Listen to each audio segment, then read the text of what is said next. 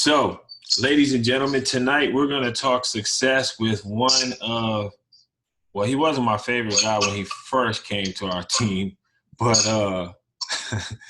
Nick Livas. But first, I want to give you the backdrop. This is Playbook to Success. Mm, mm, mm. Is it still bad on your side? A little bit. Let me see what I can do on my IG. It should be better because I took my microphone out. We're at the Playbook to Success, and we basically are talking success today with Nick Livas, one of my former teammates. And I wanted to bring him on because he has a powerful story. And most importantly, I can honestly say we didn't really accept him at first. We didn't even know much about him, and it's a huge principle in this story that I want to share with you guys. But first, Nick, tell us a little bit about yourself, man. Oh, thanks for the introduction. My name is Nick Livas. I grew up in Crystal Lake, Illinois, a small northwest suburb of Chicago.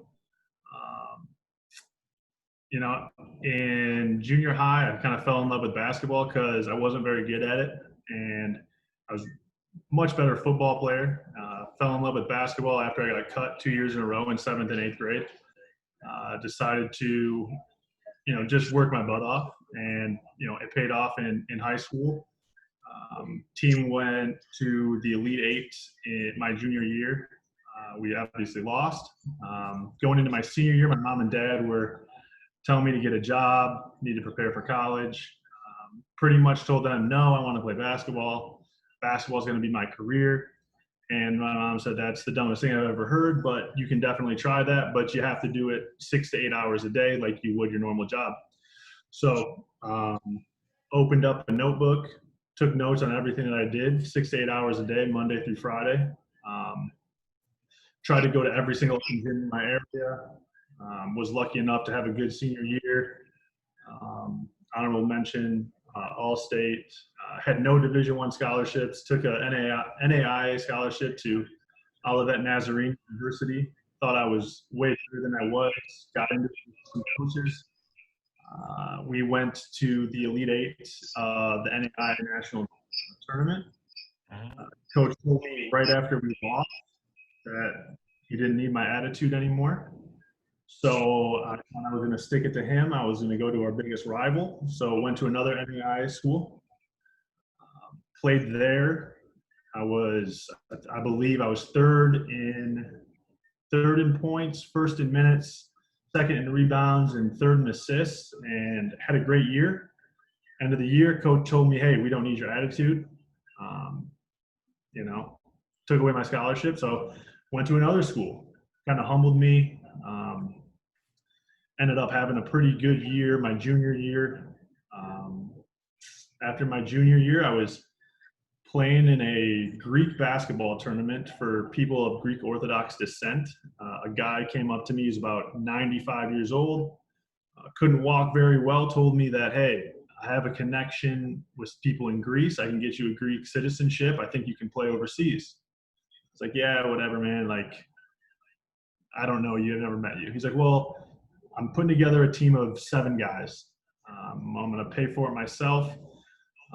As you can tell, I'm not doing well physically, but this is how I want to give back to the Greek community. And he took me to Greece with 7 other players. Some of you guys probably know Nick Livas was there. He's still playing. He just signed with Real Madrid for, I believe, 5 million euros a year. Mike Bramos was another player, Miami of Ohio. I believe he was a player of the year there. He played with the Atlanta Hawks in their summer league, and he's played in Italy for numerous years. We went over there, we played, and I came back with a new sense of stop being an idiot. Stop thinking that you're this great player. I kind of got some stuff handed to me as far as when I was younger. And that stuff comes back and slaps you right in the face. And so, so had a good senior year. It was All-American. Signed a contract to play in Norway. Played there. Then went to the UK, had knee surgery after the season for a meniscus. Then came to play with USOE in Slovakia. We won the championship. All right, slow down. You're going too fast. This is what happens when you have smart people that play basketball. Like super smart people go too fast, right? So let me pull it back. Okay, you hear one coach say, "I don't need your attitude." Then you hear another coach say, "I don't need your attitude." What goes off in your mind? Because I played with you, and I think you're probably one of the smartest people I've ever played with. What goes through your mind when you know you're doing really well? Does it kind of trick you and make you think like, dude, is it my attitude or are we just sorry and I'm pulling people to be better? Like what goes through your mind? Yeah. So that was the thing. I first time freshman year of college didn't know that I had an attitude. Like you could have asked me halfway through and I was like, man, I'm just on that borderline of really confident and really cocky. I live right there. And my coach, he was an older guy as well, and he's like, man, we have two All-Americans on this team. You come in every day, and yeah, you are pushing people, but as you know, so I know you've had a teammate like this that pushing and pulling your teammates to do more. You get to a point and it becomes toxic. It becomes, yes, maybe one or two people are responding really well to it, but you got 7 or 8 that are not responding to it, and that's actually bringing down their level. And that's what happened my freshman year. My sophomore year, second time it happened, it was negativity. It was things weren't going well for me. I had broken my foot in the beginning of the year, and I came back, and my coach was on me, and he deserved the right to be on me because that's what a coach should do. He should push his players, and I didn't handle it well. So let me ask you this. So I've heard something very interesting. There's a fine line between being a grade A and being able to pull back and understand when people can handle it and when they can't. How did you come to that point in place? Was it just life humbling you, or was it more so, it clicked for you at one point in time? Because it's tough. Yeah, it is tough. What happened, my big moment was going from my sophomore year to my junior year. Kevin Gamble was the coach who literally sat me down in a room. We talked for about 5 hours, and my dad was in there as well. Kevin Gamble, for background, played at Iowa, played in the NBA for, I believe, 9 years, played with Bird, Robert Parrish, Kevin McHale, good friends with those guys. And he was saying things to me that would blow my mind. Putting me in my place, coming from a kid from the northwest suburbs who, to my own admitting, never faced any type of adversity. My biggest adversity was a sprained ankle, probably. And when you come from that type of background, you need to be almost punched in the face and just brought back to earth that, everything you do isn't perfect. You got to learn from the people around you. You got to treat people with respect. And I think if I really, even if I look back at film from my freshman and sophomore year, I believe I would see myself showing a lack of respect to my teammates. And as soon as you show a lack of respect, you're done. You have to go somewhere else because you can't fit in. So here's the thing, and I'm speaking from my experience as a player. I always found it difficult not to lead.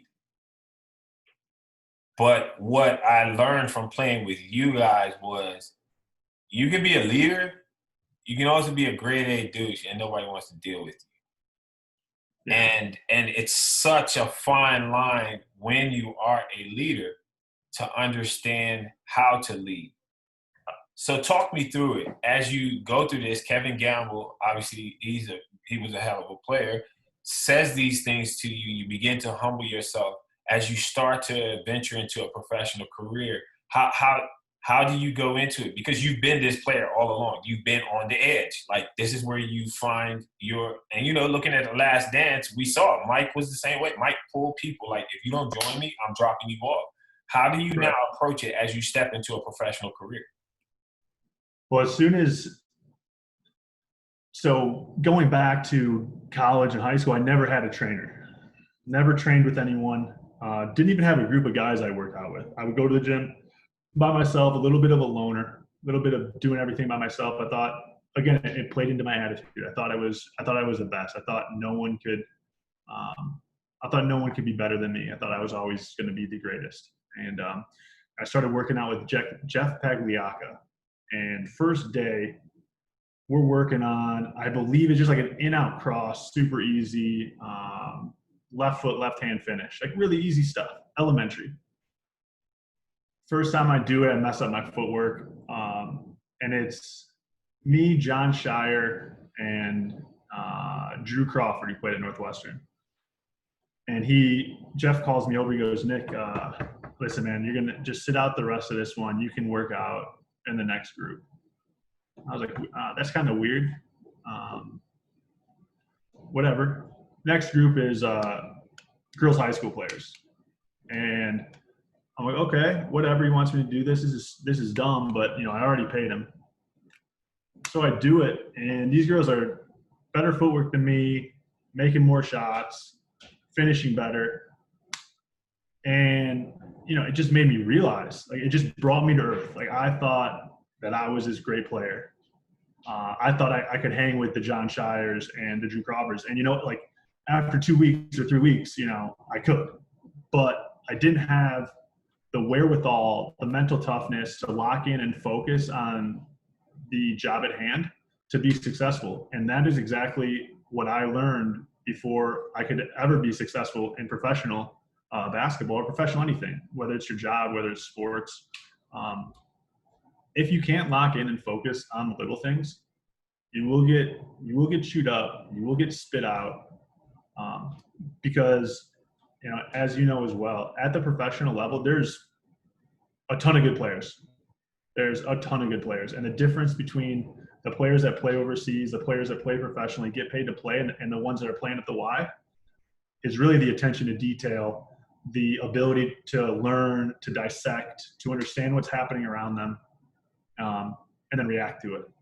And I didn't have that. I wasn't focused. I was trying to be cool. And man, when I say basketball slapped me in the face and woke me up, 2007 to 2009, I mean, just woke me the F up. I love it that you're saying this, though, because a lot of people go through this. I find a lot of players nowadays just disrespectful to the game, disrespectful to they just have no clue of what success looks like and how to be successful. And I love the fact that you said, one of the principles I tell a lot of players, smart people learn from others' mistakes, dumb people mirror them, And to hear you say that you had to learn the hard way, being in the gym, seeing girls do Euro steps better than you, it kind of humbles you. But it doesn't have to be that way, Yes, that's the thing. It doesn't have to be that way at all. And honestly, if I don't go work out with Jeff Pagliacca that summer, and I don't work out with anyone, I probably don't ever play overseas. That's simple, because I had the wrong attitude. I had the wrong approach to sports, to life in general. I wasn't focused, wasn't thankful or thoughtful, wasn't understanding of anything that was really happening around me. And that really woke me up. I love it, man. So walk me through it. You get to your first year, you go overseas, you start to see the things in the game. What is one of the first things? I love asking people this, because mine's is like, it comes to me instantly. What is the first thing you notice once first game, stepping on the court? What's the first thing you notice about the game? First thing I notice about the game is that none of the Europeans look athletic or skilled, and they're 30 times more skilled than almost every American that's over there. Right. Let me tell you, for me, the first thing I realized when the first time I ran on the court was like, Oh my goodness, this is so fast. How do Yeah, you slow the game down? And everybody else is like waltzing, and you're like, oh my goodness. But talk me through that. It's an idea that we go through as Americans. You think I'm an all American. There's no way this dude who lives down the street with his mom is going to fry me. And all of a sudden, he does like a reverse pivot off the glass, and you're like, wow. How do you adjust? What goes through your mind there? man. My first thing, so I came in, as you know, and we talked about this in Goodingen, but you always want to come in, when you're a veteran, you always want to come in after training camp. Well, as I came in after training camp as a rookie, so I didn't go through the long summer nights where, hey, 7 p.m. Let's go run the trail for 3 miles with the team, and you got some crazy Yugoslavian yelling at you while you're running up and down hills and hoping you don't roll an ankle. I missed all that, so I don't have the camaraderie with my teammates that like I could lean on if there was issues. But what I did have was my brother, and my brother's back home. First day, I get off the plane. Plane lands at 11:30. It's in Tromsø, Norway. It's the northernmost point northernmost populated city in the world. Right. In the winter, it's only light for 45 minutes a day. It's the only time you get sun. But in the summer, you get sun 23 hours a day. So we get there, it's dark. I'm like, this is super weird. This is crazy. I get absolutely roasted in practice at 2. I'm beside myself. I'm pretty sure I'm going to get sent home the next day. And I call my brother. My brother's like, hey, for lack of a better term, stop complaining about how bad your first day was. Stop, crying about it. Get out there, talk to someone who's better than you, talk to someone that's been on the team for a while, get to practice early, get your shots up, get comfortable, do what you did in America. And like, you are not in America. So all your warm-ups, all your pre-practice rituals, all your rituals in general are all messed up. And your rituals are what helps you lock into play. So I do that. I talked to this guy. His name was Dag Christensen. Been on the team for 11 years. He was 34. And I talked to him. He's like, man, just relax. Stop trying to be Michael Jordan. Stop trying to be Kobe. Just play your game. Just have fun. Relax. Everyone here knows that you can play or you wouldn't be here. So pump the brakes. Take it easy. Take it slow. And that's exactly what I did. Ended up having a pretty decent year. I ended at like 9 points, 9 rebounds, and 7 assists a game, something like that. Propelled me into another job, which is, after your first year is always what you're worried about, hoping you can get a second job. So talk me through it. You begin to calm down. Now, a lot of people would look at those stats and say, "Man, as an American, that's not dominant." Talk me through that. How do you focus in? Because I tell a lot of people, and I'm a little older, so they look at me like, "Yo, you crazy." Sometimes you can buy into a role and possibly make more money than the guy who scores all the time. Uh, Talk me through that. What did you kind of learn that year? Like, I don't have to score 18, 19 points a game. I can have 9, 10 points and make more impact than maybe the guy who's the main guy scoring. 100%. And that was my role. I came in and we had 2 guys. Matt Lawrence played at Mizzou, their all-time leading three-point shooter. I think still, in 2010 he still was. But great shooter. And so I was like, so how can I bring the most value to the team? How can I, step back from what I'm used to doing and help us win games? And it very simple. Screen for Matt Lawrence, pass to Matt Lawrence, rebound for Matt Lawrence, run the floor. And it turned into, all I do is have, 9 points a game, but no one out rebounds me. No one out sprints me. No one out defends me. You can't take me off the floor because I do everything else. You already have your scores. You don't need another score. Another score is not going to, you have one basketball. If a guy that averages 29 points a game, right, there's not many more points to be had, right? At 29, our second leading scorer averaged 21. That's 50 points in a game that, you're really happy when you get to 80. Right. So Talk me. I love what you just said, and I want to retract on that and make sure people don't miss it. What you said was there's a certain amount of shots, one ball, 5 guys, but the intangible things kept you on the floor. It's almost like the coach is looking at you like, okay, who do I sub? Well, not you, and not the 2 scorers. Who else? And you still can craft out a career with that. I love that, man. So talk me through it. You go to the UK. I think you went Scottish Rocks, correct? Yeah. So you go to the Scottish Rocks. Walk me through that. How is it different now? Because now you have a different attitude. You got your feet wet. And how do you approach this season? Man, it was the best. I had such a good mindset leaving Norway. Got home in May. It's a short season over there because you play 2 games a week instead of 1. So it's a shorter season. The playoffs were best. All of them were best of 3 until the finals were best of 5. We lost in the finals 3-1.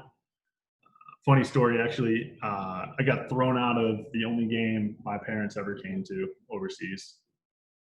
Oops. But so I go home. I'm like, hey, I need a job. My buddy works at Wrigley Field, and across from Wrigley Field is where the Cubs play baseball. They have these buildings. The rooftops have pretty much bleachers on them, and they sell beer there. My buddy's like, hey, I can get you a gym membership, and I can get you, I'll drive you, I'll pick you up, and you just got to work the door here for these games. It's 6 hours. I'll pay you $20 an hour. Just work all the home games. And it was amazing. If the game was in the afternoon, I'd work out early morning. If the game was at night, I'd work out in the afternoon. But I had a regimen. I was lifting every day. I should say I was lifting every day. I was lifting 3 times a week. I was doing speed and agility 2 times a week. I was in the gym every single day getting shots up. And I got to Glasgow, and everything clicked. It was great. My athleticism started to come back after my first year in Norway. I didn't have it like I should have. My athleticism was there. I believe I was around 15 a game. We ran the triangle offense. I had a coach, Sterling Davis, who, man. Sterling. Yeah, was he playing with you then? Yeah, he was. Sorry, he was. I played against Sterling when he was at Sheffield. But go ahead. I'm sorry, I didn't mean to interrupt. No, you're good. I loved playing with Sterl because Sterl was the guy who he would, so smart, and he would never ask you to do something that he wouldn't do. And he pushed you, and he rode you, and as soon as you got in the locker room, he was your buddy. It was over. It stayed on the court, never left the court. And that, to me, that's how being a teammate should be. I should be able to fight you in between the lines, and as soon as we get out, it's over. We're buddies. We're friends. And that's how Sterl was, man. Sterl pushed us. And we had a good season. We had some good players. I personally had some off-the-field issues. I did some dumb stuff. Off-the-court issues, sorry. I did some dumb stuff. That kind of straightened me out a little bit even more, and I got even more locked in. I had a teammate, Bryce Fantasia, who literally would wake me up every morning at 6 a.m., take me into the weight room together. We would lift. We'd shoot 250 shots. We'd have practice at 9:30. It was perfect, man. It was a great situation. It was a great situation. So talk me through it. I can't skip by it because I think these are the important nuggets that people need to understand. You had some off the court issues. Yeah. Talk a little bit more about that. Not about the details, but about the consequence of the off the court that can now hinder your career. Yeah. So I made a huge mistake about my third, maybe my fourth week, fifth week there. Um, got caught because of it. Had to go to court. I drank and drove. Maybe the dumbest thing you can possibly do. Um, got pulled over, got arrested, missed practice because I was in jail. Got fined. Actually, I didn't get fined. I got cut and re-signed. My contract was originally 5,400 pounds a month, which at that time was like $8,000. Definitely. Very good contract. Yeah, very good contract for your second stop. And they cut me, and they re-signed me for 1,400.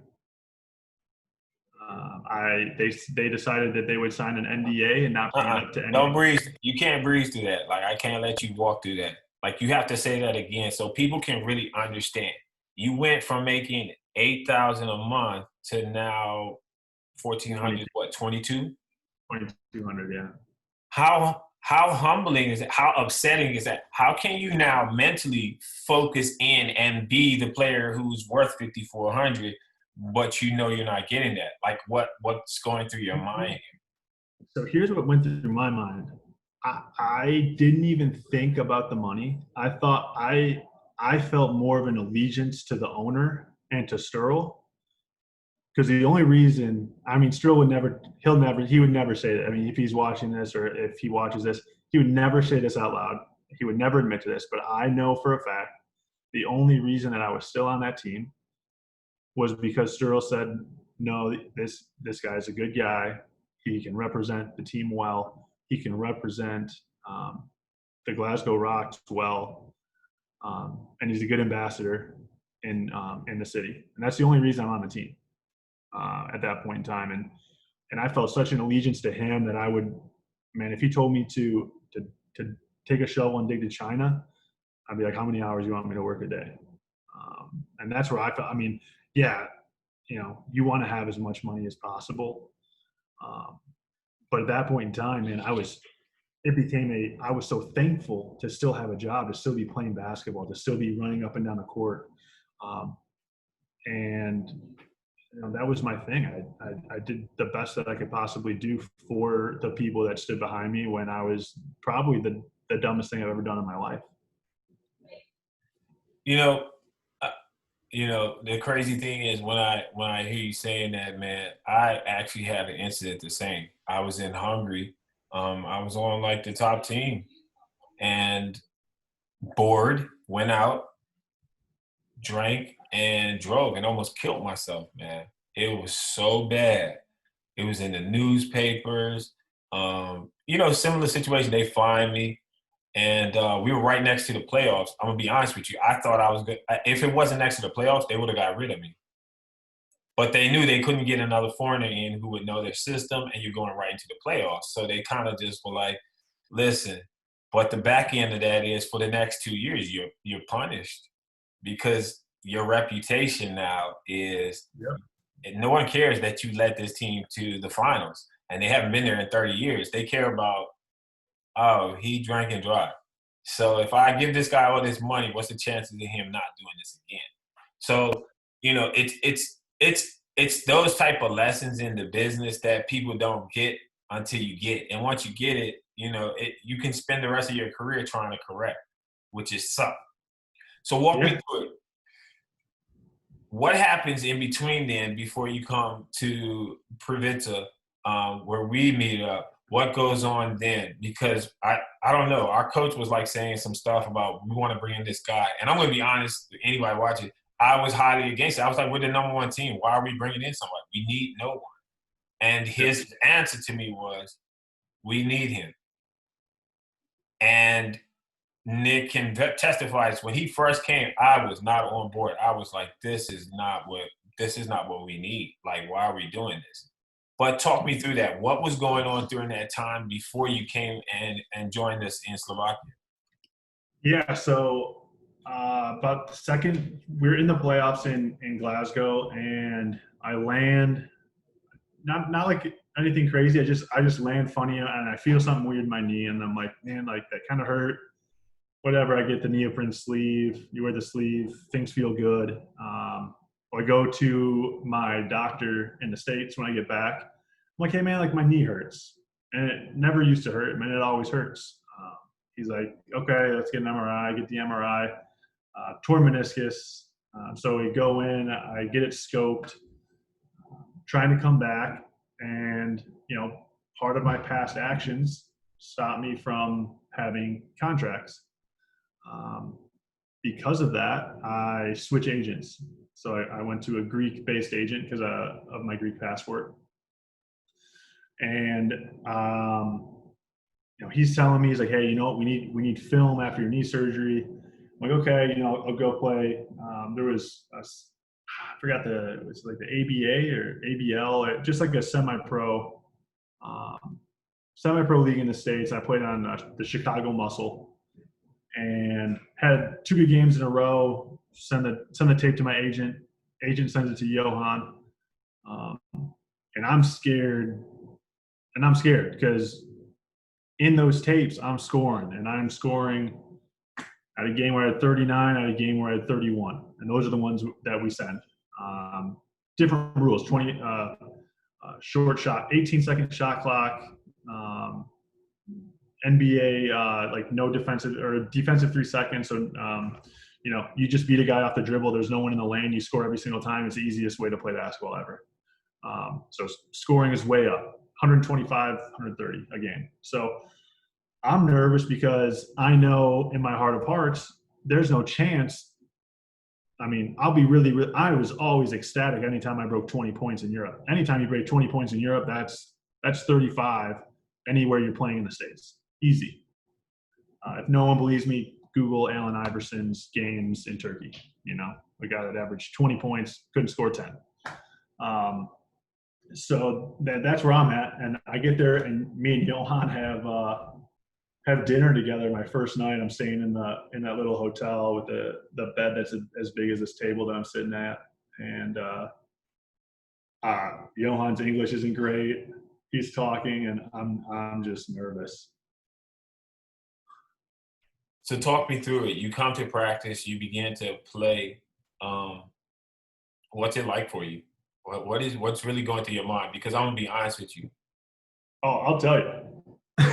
In my mind, I'm just like, if this dude messes up our run to the championship, I am going to annihilate him because I felt like we were there.